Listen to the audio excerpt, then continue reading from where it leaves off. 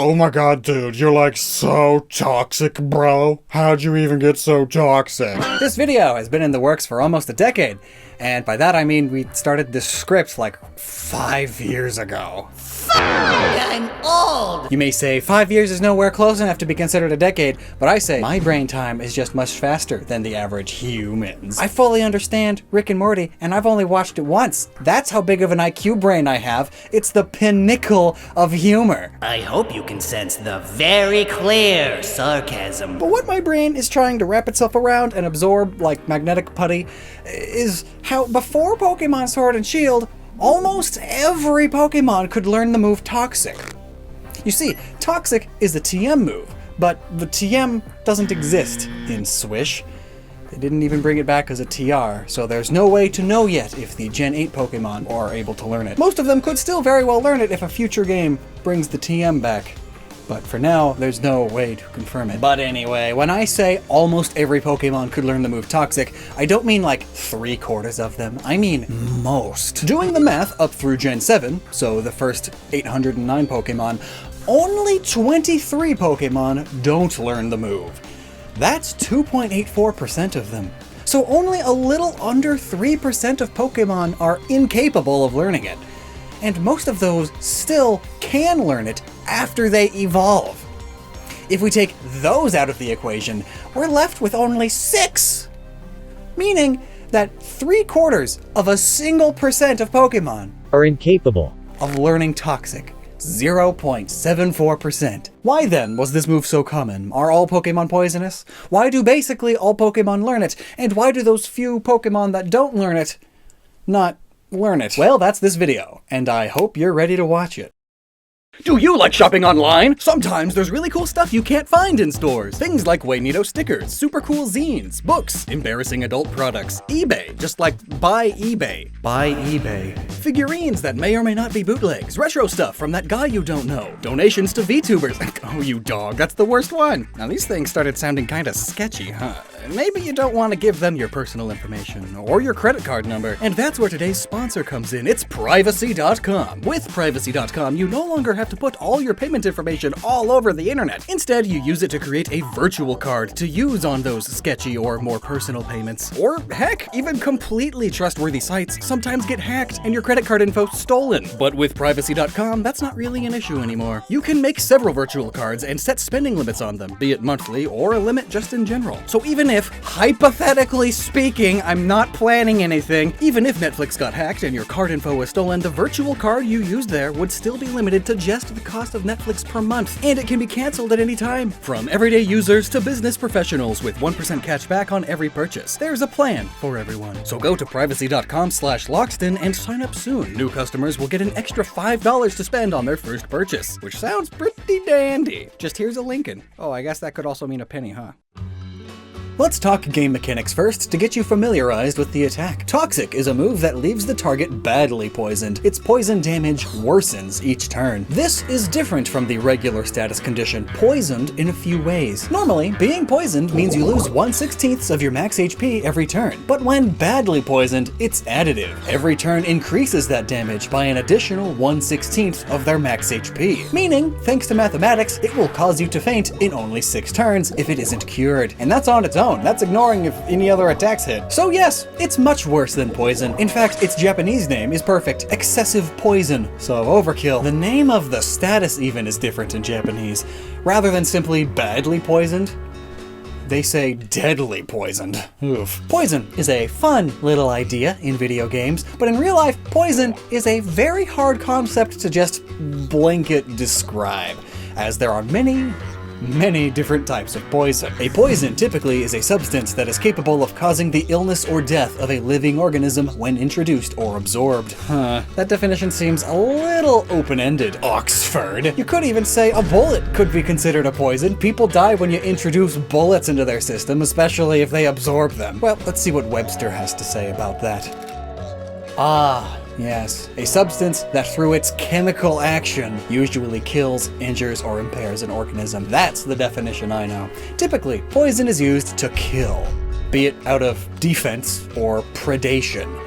Various insects and reptiles inject venom, which is a specific type of poison. They're not different. And it can cause things as mild as an irritated lump all the way down to shutting your heart off or causing full tissue necrosis. Some plants develop poisons too that they put on their leaves, and these poisons also have terrible side effects that range from as mild to causing an irritating rash, so you don't want to touch the plant again, all the way to making you suffocate from the weight of your own lungs so that you can't touch the plant again. Also, this means that things like alcohol, caffeine, heck, most drugs are a poison. Water can be a poison. Ever heard of water poisoning? If you drink too much water, it starts to mess with your whole electrolyte balance, especially sodium, causing you to become delirious, and it can even be potentially deadly. The molecule, the chemical, H2O, water, through chemical action, is impairing and potentially killing you. Water is a poison, so yes. A water Pokemon forcing you to gorge on copious amounts of the good stuff is poisoning you. But I kinda doubt the technical definitions were in mind when Game Freak decided to give Toxic to so many Pokemon. No,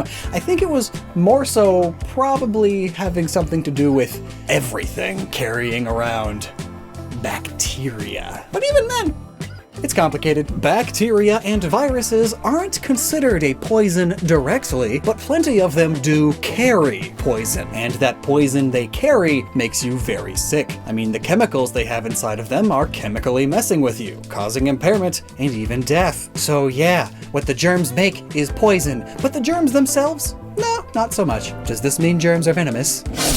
And so, in a way, are we not all potentially poisonous? Really, anything gross can get you sick, from sewer surfing to picking up floor baloney.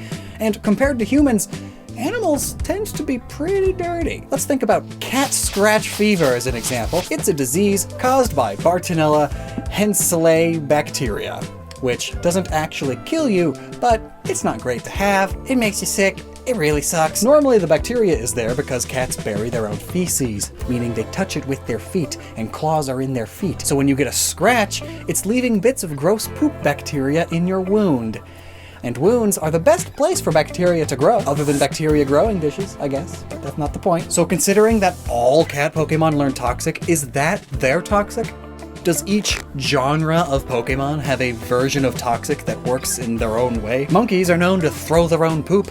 Rodents pee everywhere, just as they're walking around through your cupboards or grain stockpiles. All sorts of animals are known to eat poisonous things so that their bodies will store the poison throughout their tissues, so that predators that eat them get sick. And then there's humans. Deep tissue bites from humans are especially infectious. Around 15% of human bites get horribly infected because the bacterial enculum of human bite wounds contains as many as 100 million organisms per millimeter and is made up of as many as 190 different species. Basically, human mouths are way nastier than most animal mouths. So, is everyone's potential for causing infection and everyone's potential to spread disease the reason Toxic is known by so many Pokemon? Well, maybe. Now let's also consider another factor. Most of mankind's most infectious diseases, our plagues, our pandemics, don't come from humans originally, but from animals.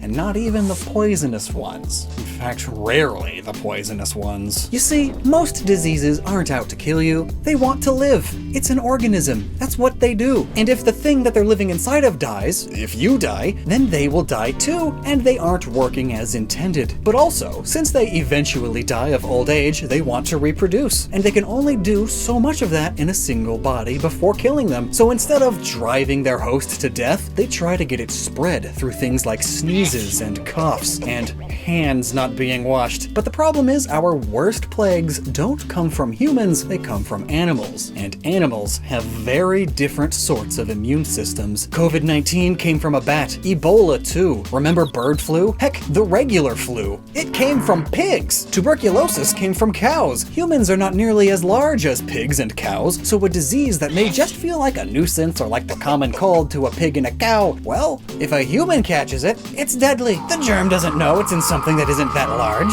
So bam, a deadly, wide-spreading, infectious disease. And the opposite can also be true. The bubonic plague was carried by rats, cats, and fleas. Again, it's a nuisance to them, can be deadly, but it is extremely deadly to us because we are so much bigger. There's more lymph nodes and tissues to grow in power with. Zoonotic diseases are some of mankind's deadliest because of this. And this could be seen as another reason why nearly every Pokemon can learn Toxic. Cross-species germ sharing. It's icky! And mouths. All mouths are icky. Remember human bites? They are bad, but they're not the worst. It's no Komodo dragon, which use their especially gross mouths to infect and slowly kill their prey after one good bite. Though it turns out that that's actually just a myth. They are actually venomous. But still, mouths are icky because they aren't internal enough for our immune system to be at full power in there, but it's still warm and moist. And we put so many things in that warm and moist hole that we have so many germs in it. So is this the weapon most of the Pokemon use? Their spit? I mean, we know the move Lick causes paralysis, so even though it's not a poison type move, we could still classify that effect as poison. Paralysis is one of the most common effects of poison after all. A bite or even a lick to an open wound from an animal can often lead to infection. Some say that it's fine for your dog to lick your wounds because it helps you heal, but no, it's just a 20% infection rate. Dogs, most animals that do this actually, lick their own wounds and that helps them heal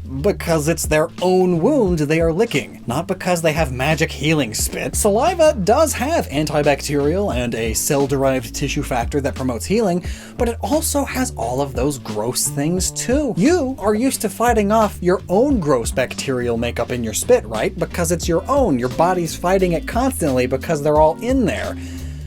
Not someone else's specific makeup and set of germs, though. Therefore, yes, just about any creature with a mouth can cause another one to become infected. So, all Pokemon have the potential to poison others. Plenty probably have a few good specific reasons though, like some birds have neurotoxins just in their feathers. Rusted metal can cause tetanus, there's one for the steel types. Deep enough burns are really easily infected. Placebos are scarily powerful. Maybe a psychic type can make you think that you're poisoned, or tell your brain to make your immune system start attacking your own pancreas. But now for the real fun question. What about the 23 that can't learn it? Well, it's typically for a very specific reason, such as Smeargle, who only learns the move Sketch. That's its whole gimmick, so why would it learn Toxic if it only learns Sketch? Or Wobbuffet, who only learns the defensive and counter moves. And Magikarp, who only learns Hidden Power. Ah yes, Magikarp, the Eldritch Horror. I meant to say Unknown. The Unknown, who can only learn Hidden Power. And Ditto. Ditto only learns Transform. Silcoon, Cascoon, Kakuna, Metapod. Their move pools are all gimmicky too. Harden. Gimmicky move pools really is the main reason for most of them. Magikarp Splash, Beldum Takedown, Cosmog, Splash and Teleport. And then we got Burmy, Combi, Spupa, Tynamo, Scatterbug, Kricketot. All gimmicks. And then most of them also share one other common thing, like being just totally unable to learn from TMs. Like at all. Oh, also remember, I'm talking about before Generation 8. I don't need your sass, but I do need your comments. Please. Interestingly though, there is one Pokemon that is able to learn plenty from TMs, and doesn't really have a gimmicky move pool, and yet is unable to learn Toxic. And that's Magearna. Why is it not able to learn Toxic, yet all others can?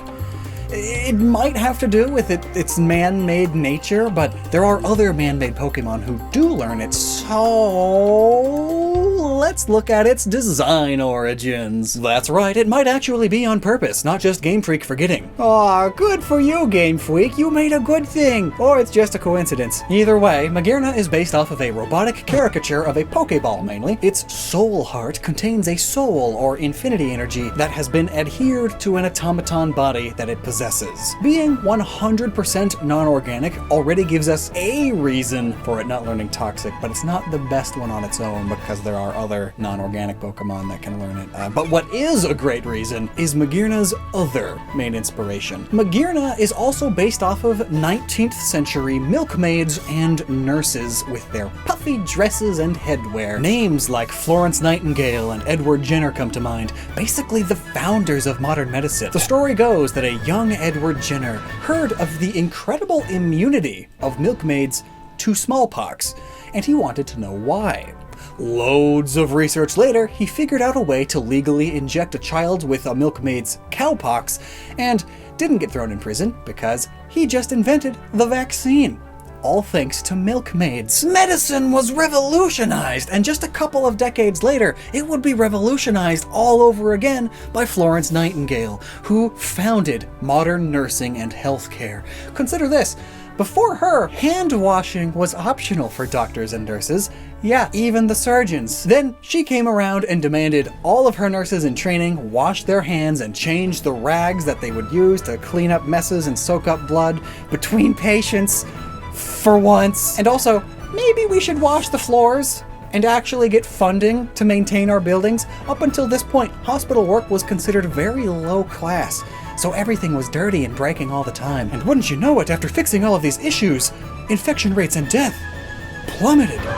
While writing this, I actually got a shiver down my spine when I think about doctors not even considering washing their hands until the 18-freaking-50s. But yes, Magearna is shown to have an incredibly caring and loving demeanor in his movie, which all nurses basically needed to have back then, because you would be doing that job out of the caring in your heart, not because of the money.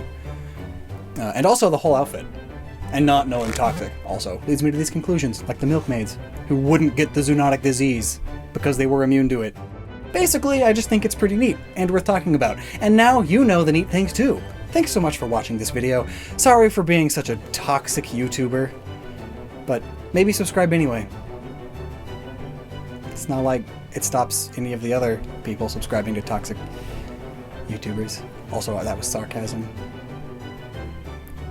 And until next time, never stop using your noggin.